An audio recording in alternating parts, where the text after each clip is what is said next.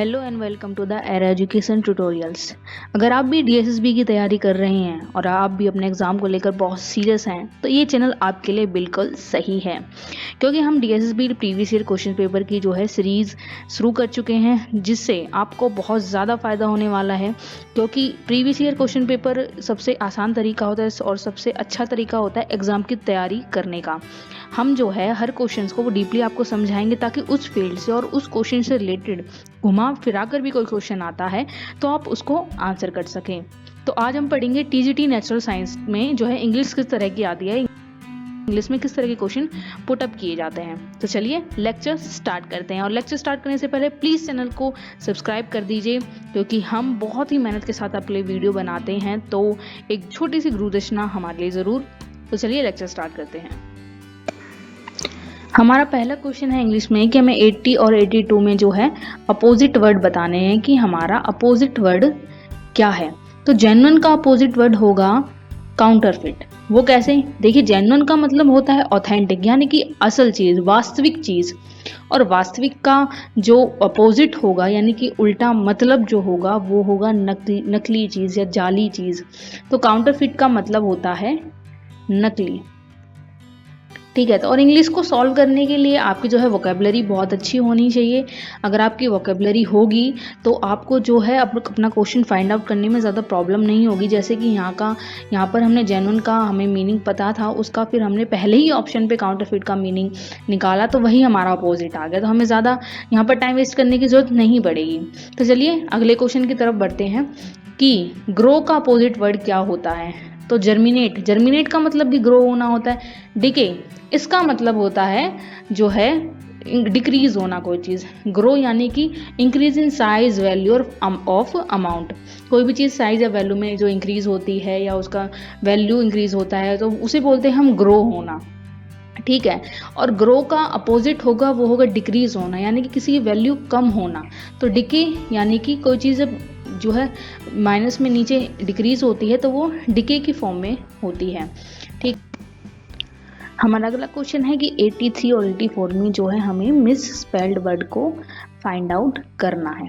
तो यहाँ पर 4 ऑप्शन दिए गए हैं। इसमें हमें जो है पहला वर्ड दिया गया वो है ह्यूमिलिएशन। तो ह्यूमिलिएशन का जो स्पेलिंग है वो यहाँ पर गलत है, क्योंकि ह्यूमिलिएशन का स्पेलिंग होता है HUMILIATION, और जिसका अर्थ होता है निरादर होना, स्टेट ऑफ बीइंग ह्यूमिलेटेड। और रिकंसिलेशन का मीनिंग होता है स्ले होना, कंसेशन यानी कोई छूट मिला, replication the formal return request. अगला क्वेश्चन है, इसमें हमें मिस स्पेल्ड वर्ड ढूंढना है। तो पिनांस यानी कि जो है प्रायश्चित करना। ससेप्टिबल, यहाँ की स्पेलिंग यहाँ पर गलत है, तो इसकी जो सही स्पेलिंग होती है SUSCEPTIBLE,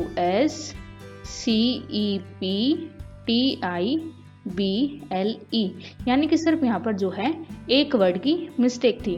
तो बी हमारा यहाँ पर मिस स्पेल्ड वर्ड है, और यहाँ पर हमारा ए ही मिस स्पेल्ड वर्ड था। तो सस्पिशियस यहाँ पे डाउटफुल होता है, मिनांस यानी कि जो है खतरे को बोला जाता है। अगला क्वेश्चन है कि हमें सेंटेंस दे दिया गया है, इसमें कहाँ पर एरर है या क्या चीज़ नहीं आनी चाहिए, वो हमें जो है ऑप्शन से बतानी है। अगर कोई भी एरर नहीं है तो हमें डी यहाँ पर मेंशन कर देना है। तो सेंटेंस है कि व्हाट इज़ वर्स्ट। सबसे पहले इसके साथ जो है फर्स्ट फॉर्म आती है, तो यहाँ पर जो है ए पर ही हमारा एरर आ गया है। तो हमारा आंसर होगा कि व्हाट इज़ वर्स।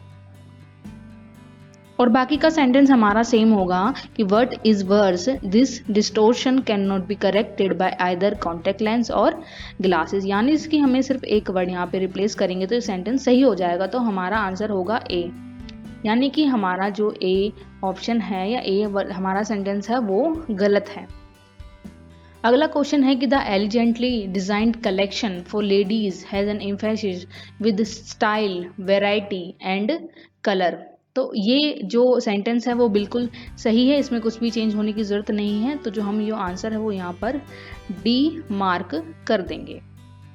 अब नेक्स्ट हमें 3 क्वेश्चंस के यहाँ पर ग्रुप दे दिए गए हैं, जिसमें हमें जो है फिल इन द ब्लैंक्स जो है फिल करने हैं। तो हमारा पहला सेंटेंस है कि द गवर्नमेंट एग्रीड टू पे compensation dash damage crops, land and cattle. तो यहाँ पर जो है कंपनसेशन के साथ हम जो है लिखेंगे फॉर, यानी कि जो गवर्नमेंट है वो कंपनसेशन देने के लिए तैयार है। किसके लिए? Damage crops land and cattle, यहाँ पर के लिए का जो है वो वर्ड आ रहा है, तो यहाँ पर सी हमारा सही आंसर है। तो अगला क्वेश्चन है कि द मीटिंग वाज प्रिसाइडेड। तो आपने देखा होगा कि प्रिसाइडेड के साथ सबसे ज़्यादा जो है यूज़ होता है वो होता है ओवर। प्रिसाइडेड ओवर क्यों यूज़ होता है? क्योंकि प्रिसाइडेड ओवर का मीनिंग होता है to be charge of something, ठीक है, यानी कि किसी को किसी चीज़ का चार्ज देना, और मीटिंग का चार्ज यहाँ पर जो है प्राइम मिनिस्टर को दिया जा रहा है। तो इस तरह के सेंटेंस मेनली आते हैं जिन पर हम जो है प्रिसाइडेड ओवर यूज करते हैं। अगला क्वेश्चन है कि Mary's dash Hemingway was much talked about, यानी कि मैरीज की जो हेमिंगवे से शादी हुई है उसके बारे में काफ़ी बातचीत चल रही है या वो शादी काफ़ी चर्चाओं में है। तो जहाँ पर भी मैरिज का सेंटेंस आता है तो हमेशा दो पर्सन्स के बीच में टू यूज़ किया जाता है, ठीक है। तो ये एक की पॉइंट है, इसको हमेशा याद रखना ताकि इस तरह के क्वेश्चन को सॉल्व करने में आपको इजी पड़े कि जहाँ कहीं भी मैरिज आती हो, एक बंदे का नाम हो, दूसरे बंदे का नाम हो और मैरिज का वहाँ पर जिक्र हो तो टू यूज़ किया जाता है। हमारा जो 90 और 91 से क्वेश्चन है उसमें सेंटेंस हमें दिए गए हैं और कुछ अंडरलाइन वर्ड है जिसका मीनिंग हमें जो है ऑप्शंस में बताना है। तो हमारा पहला क्वेश्चन है ही इज सो मेटिक्यूलस, यानी कि केयरफुल, इंसान को मेटिक्यूलस कहा जाता है। तो हमारा डी यहाँ पर ऑप्शन है। He is so meticulous that he can never do anything in hurry, वह बहुत ही केयरफुल इंसान है, कोई भी चीज़ वो हरी में नहीं करता है। तो स्लो और सेक्रेटिव और लेजी यहाँ पर इसके आंसर नहीं है। अगला हमारा सेंटेंस है जिसमें हमें अंडरलाइन वर्ड्स का जो मीनिंग यहाँ पर ढूंढना है। तो our art treasures must be keeped for posterity, यानी फ्यूचर पर्सपेक्टिव, ठीक है। हमारे जो आर्ट ट्रेजर्स हैं यानी कि आर्ट जो खजाने हैं वो हमें जो है फ्यूचर जनरेशन के लिए, फ्यूचर के प्रोस्पेक्टिव से जो है अच्छे से संभाल के रखने चाहिए। तो यहाँ पर हमारा पहला ही ऑप्शन है फ्यूचर जनरेशन। पोस्टेरिटी का यहाँ पर मीनिंग होता है फ्यूचर जनरेशन। तो हमारा अगला क्वेश्चन है, तो यहाँ पर हमें एक सेंटेंस दे दिया गया है जिसको हमें अरेंज करके एक मीनिंगफुल सेंटेंस बनाना है। तो हमारा सेंटेंस जो स्टार्ट होता है I would rather suffer defeat than have cause to be ashamed of victory, यानी कि rather suffer, I would rather suffer defeat than have cause to be ashamed of victory।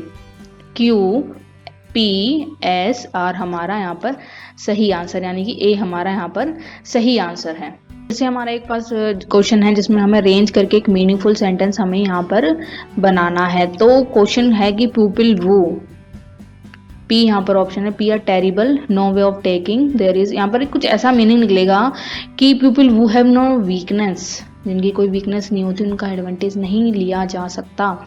तो people who have no weakness are terrible there is no way of taking advantage of them, यानी कि जो हमारा वो sentence बनेगा वो बनेगा S P R Q. आगे हमें एक क्वेश्चन दे दिया गया है जिसके अकॉर्डिंग हमें जो है फिल इन द ब्लैंक्स एक अप्रोप्रिएट मीनिंग ढूंढकर जो है फिल करना है। तो हमारा पहला क्वेश्चन है कि because of the poor dash in the hall the singers were बेयरली Audible. Visuality की जरूरत नहीं होती है अगर सिंगर्स की बात हो रही है, तो क्वालिटी अगर यहाँ पर लिख दिया जाए तो किस चीज़ की क्वालिटी ये यहाँ पर नहीं होगा। टोन की यहाँ पर जरूरत नहीं है, पुअर टोन इन हॉल, वो सिंगर्स हैं तो टोन तो बेकार होगी ही नहीं। तो ऑप्शन रह जाता है अकॉस्टिक। देखो अकॉस्टिक्स का मतलब होता है कि जो आवाज़ एक सिंगर्स गा रहा है उसके अलावा जो वॉइस होती है उसकी वजह से सिंगर्स की आवाज़ धीमी पड़ जाती है। यानी कि कोई बंदा बैठकर गा रहा है और कोई आवाज़ जो है बहुत तेज़ आने लगे, जैसे मान लीजिए पास से कोई रेलगाड़ी गुजर रही है, तो वो आवाज़ जो होगी वो आपकी सिंगिंग को ख़राब कर सकती है। तो अकोस्टिक्स यानी कि वो वातावरण जिसमें एक सिंगर्स की आवाज़ बहुत अच्छे से सुनाई देती है। तो अकोस्टिक्स यहाँ पर हमारा सही मीनिंग है। आपने कई यूट्यूबर्स को देखा होगा जो वॉल्स पर कुछ जो है पैनल्स लगा कर रखते हैं, वो होते हैं अकोस्टिक्स पैनल, जिससे जो आपका रूम है वो साउंड प्रूफ हो जाता है, आपके अलावा कोई भी आवाज़ जो है ऑडिबल नहीं होती है। अगला सेंटेंस है हमें जो है the government might dash whether it will save to make a complete dependent organisation suddenly wholly independent. तो गवर्नमेंट माइट थिंक यहाँ पर हमारा ऑप्शन है कि जो सरकार है वो सोच सकती है कि किसी ऑर्गेनाइजेशन को अचानक से जो है डिपेंडेंट से इंडिपेंडेंट बनाने के बारे में सरकार सोच सकती है, यानी कि हमारा आंसर होगा थिंक।